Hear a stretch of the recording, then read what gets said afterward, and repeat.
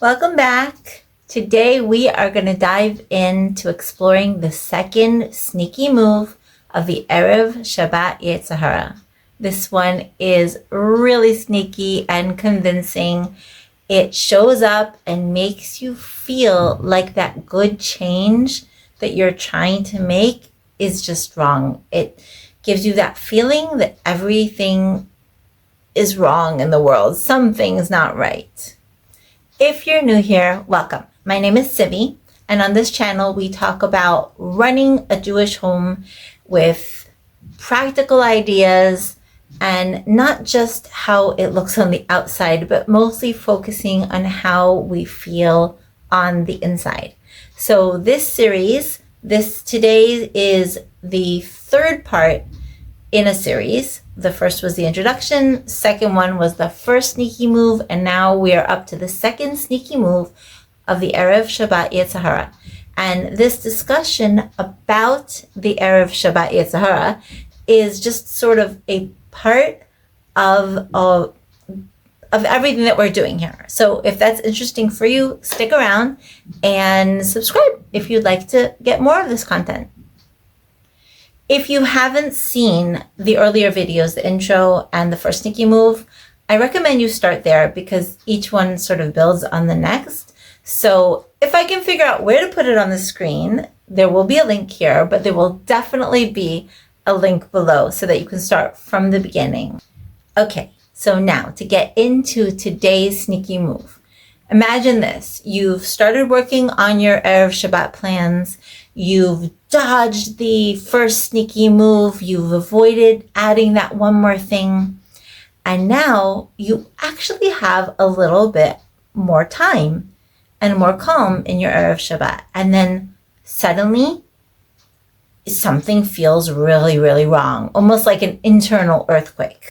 Maybe you hear like this voice that says, wait, I'm doing something wrong. I shouldn't be sitting now. There's got to be something urgent still to do. Something just feels really, really wrong. This can be really confusing because here you are working on bringing more calm into your Erev Shabbat. You've already had a success with it, and now you're feeling worse. It can be very, very confusing in the beginning. So this sensation actually has a name. I call it holy panic. It's not just panic, it's holy panic.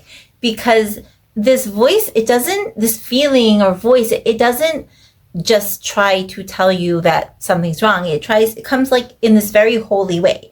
And it's like, oh, it's Erev Shabbat. You should be doing blah, blah, blah. You shouldn't rest yet. If you were a better homemaker, a better wife, a better mother, a better neighbor, a better person, you would be still doing things. And it tries to keep you moving by dressing up in it's like a wolf in sheep's clothing, getting all dressed up, and it can be extremely, extremely sneaky in this way. But it comes across as if it's protecting something that's very holy and very sacred and very, very frum. Because it feels so spiritual, it can get extremely tricky. But this is not really just an Erev Shabbat thing. This also it has a very solid foundation in neuroscience, okay? Our brains are wired to do the same thing. Our brains are wired to keep us safe. When our brain sees something new, it doesn't look at it and say, oh, is this a good idea? No. It says, is this familiar? Do I know this? And even though the rushing before Shabbat might be something that it could be very unpleasant over and over and over, years of it, but it's familiar.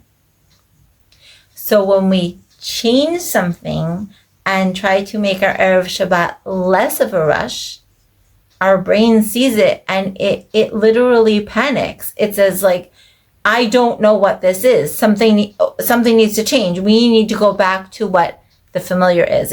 It's just neuroscience. And I don't want you to think that I'm just telling you this. I know from experience. I have been working on this for years.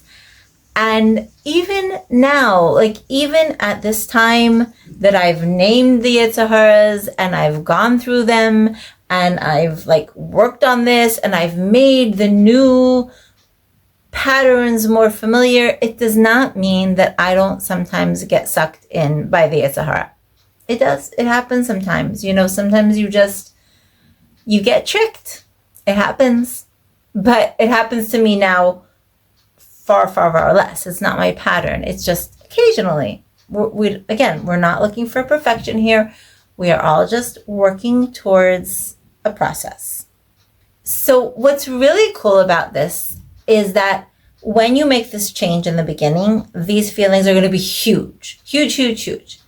But it's not a sign that you're doing something wrong. It's actually a sign that you're doing something right. Because if you were doing the same thing you've always done, right? What is that thing? The definition of insanity is doing the same thing over and over and expecting different results. So now you've made a change. You've actively decided to, turn the steering wheel, do something different. And now your brain says, oh my gosh, panic. I don't know what this is. That is a really good sign. That means that you're doing something new. It feels scary, but it's a really good sign. What I did is, because I would like you to have an easier time than I had with this, so I made a workbook for you, as I mentioned in part 1. So now the workbook used to have only part 1 in it. Now it has part 1. If you're watching in lifetime, it has part 1 and 2 in the same workbook, separated by chapters. And in part 2 of the workbook, you have all these like fun pages. They're not stressful. They're not homework. They're fun ideas, little cheat sheets to basically get your subconscious on board so that it doesn't take nearly as long as it took for me to get used to this idea. Like, for example, how does holy panic show up for you personally? Because the way it's going to show up for you is not going to be the same way that it shows up for me, because we're all individual. So that's one of the things we explore in the workbook, all kinds of different things, just to help get your brain and your heart sort of to connect and get on board so that you can fast track to the fun part. What's interesting about holy panic is it's not about putting in more effort. It's about raising your awareness. You don't have to work harder. You don't have to do anything more.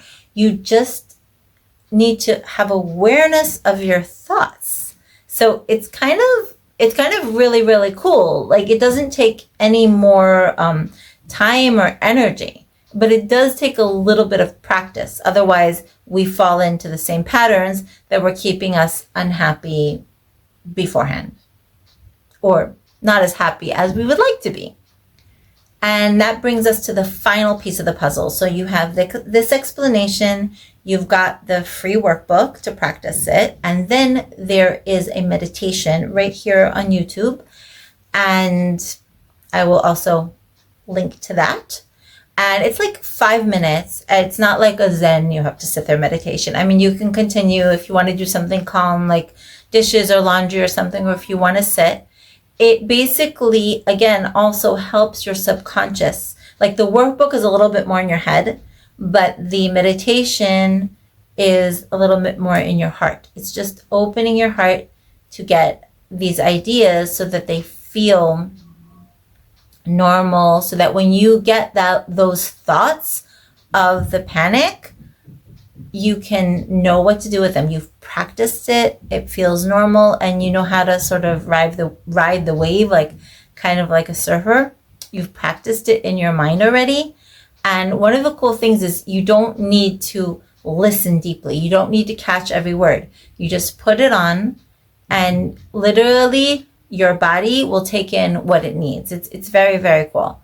So when you're working on this, let's say you're working on this concept for like a week, from one Shabbat to one. So see if you can listen every day. It's literally like 5-6 minutes long. See if you can listen once a day, if you can, or whenever you're able to. But also, even in the future, if you see that holy panic is sort of getting to you, just pop this on. It will give you that little boost that you need. Like, if you imagine that you're walking down this path, okay?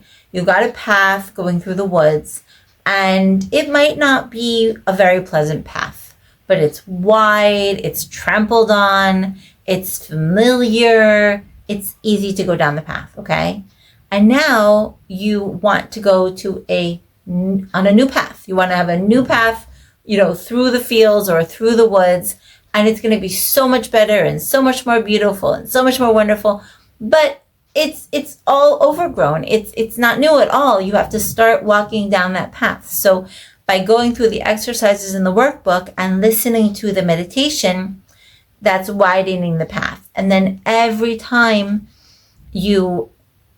also, if you do those things before you even try to implement this into your Erev Shabbat routine, it's sort of already laid out the markers for the path.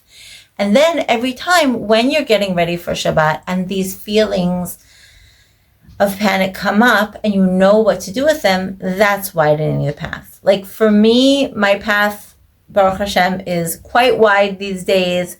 Again, occasionally these little boogeyman, pop up. I get hoodwinked into something, but it's very occasional. It's not like it used to be. When I first made this change, I had nobody to help me, and I certainly didn't have a workbook or a meditation, and it took a while, and I want it to be easier for you.